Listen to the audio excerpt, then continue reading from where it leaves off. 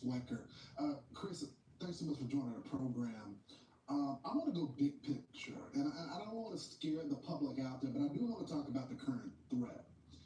You have these snipers. You have the case of Dylan Roof on the roof. You have the assassination of Charlie Kirk, and now you have this situation as well. There's a real threat there. Should people be concerned? Yeah, usually I say, the chances of the general public being targeted like this, or don't go out of your house type of warning, I don't do that. But in this case, we are starting to see a real threat. And I do security consulting. That's right. And my mind goes to parades and events, public events where there's a lot of people gathered around. In the Charlie Kirk rally, they could have targeted, that shooter could have targeted people in the audience and taken out quite a few people, unfortunately. So yes, this is a clear and present danger right now. And any event, I think, at any event that's being planned right now, you got to account for the rooftops and there has to be all kinds of precautions that you wouldn't take ordinarily unless it was something like a presidential visit where you have Secret Service and you would expect to see that kind of security, or the Super Bowl. But now we're in a situation where we've got this viral epidemic of snipers, ideologically motivated, and I think motivated and indoctrinated by very irresponsible people in the public eye, who have nothing else in their game except to go out there and be extreme to get themselves on the media and get attention. So, Chris, let's talk about that. Because you talk about the radicalization, and typically, like for example, when we were fighting Al Qaeda, this was online. Sure, you had inspiration videos from overseas, but you didn't have public officials within inside the country that were radicalizing them. You have this time the online aspect of this, right? You got the guys in their basement on the video game, but you also have public officials making similar radical statements. So how do you combat that?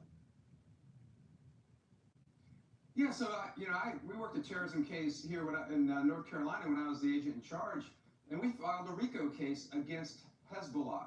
And part of the RICO indicia, the evidence of the organization, were these indoctrination videos that they sent out that motivated the Hezbollah members to do all kinds of different things. But it's part and parcel with that indoctrination. And what we need is a material support statute on the domestic side of the house for domestic terrorism. If you provide any type of motivation, indoctrination, material support to a domestic terrorist, then that becomes a 10-year felony in federal court. Chris, let's talk about people continuing their daily life. I don't want to project that people shouldn't continue to do events. So how do you balance the two? You want the First Amendment to continue. You want people to be able to live their lives, go to parades and all of that, but take the threats seriously as well. How do you balance that as a security professional? Yeah, it's like what happened after 9/11. I mean, we were in this state of heightened security everywhere. We were seeing Al Qaeda, behind every tree, but we didn't tell people not to go out. We just said, be aware.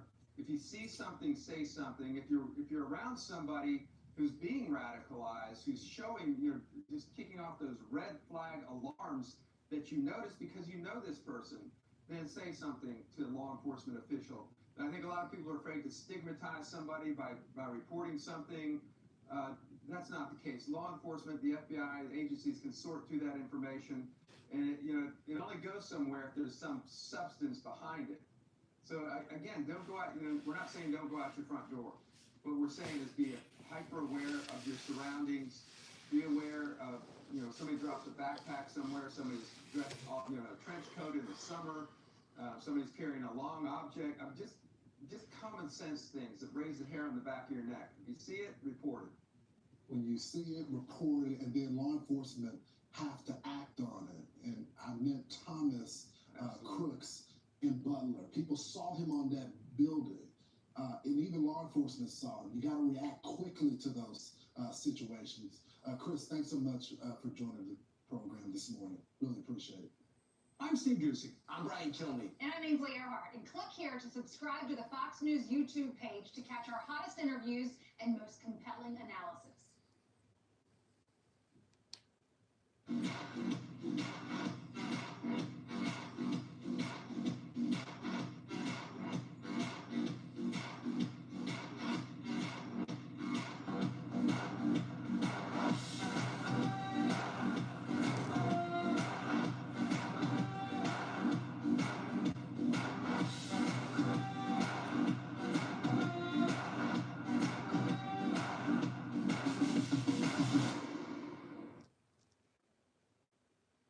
Create your perfect look. This morning, an urgent investigation underway after a shooter opens fire at an ICE facility in Dallas, Texas, in what authorities are calling an act of targeted violence against the agency, killing one detainee and critically injuring two others before taking his own life. Early evidence that we've seen from rounds that were found near the suspected shooter contain messages that are anti-ICE in nature. SWAT teams rushing to the scene just after 6:40 Wednesday morning, responding to reports of a man firing multiple rounds from a rifle. There's going to be a sniper on top of the roof. All of the victims shot while still in transport vans. No ICE officers were injured. Authorities say the alleged shooter was located on a nearby roof a few hundred yards away. Bullets shattering a window and a display with an American flag. Myra from Nicaragua telling me she heard the gunfire while inside waiting for her immigration status check-in. Her daughter, who was on a call outside in her vehicle recording those gunshots. FBI agents finding rounds of ammunition on the rooftop where the alleged shooter, 29-year-old Joshua John, was perched, with writings on one unspent round reading anti-ICE. Police say the suspect's vehicle had a poster taped to the rear fender showing a map of an alleged nuclear fallout, though it's unclear if there's any link to the shooting.